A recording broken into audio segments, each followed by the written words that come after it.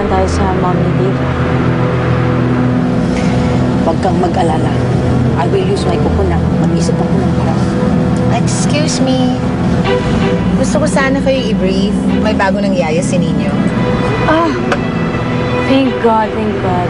Pwede ba siya mag-start today? Tapos, pag-uwi natin, siya na magbuhat kay Ninyo pataas ang party. Ha? Kayo na lang magsabi sa kanya. Nag-i-get naman siya dun sa bahay. Ay! Very good. Very good, eh.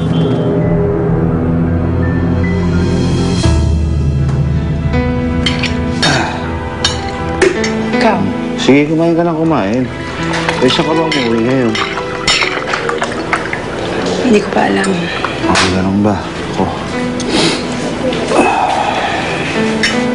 Ba't nandito pa rin yan, Tay?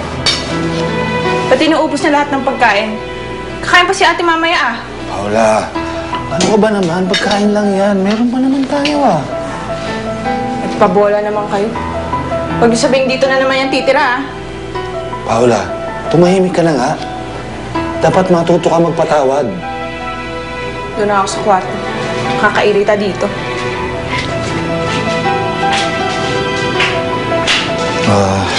Pasensya ka na, ha? Masakit yung mga sinabi niya, pero totoo naman eh. Atis na lang ako, Iner. Ayokong mag-away-away kayo ulit dahil sa akin.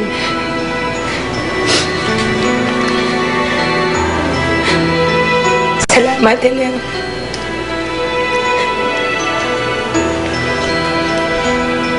Saan ka pupunta niyan? Hindi ko alam.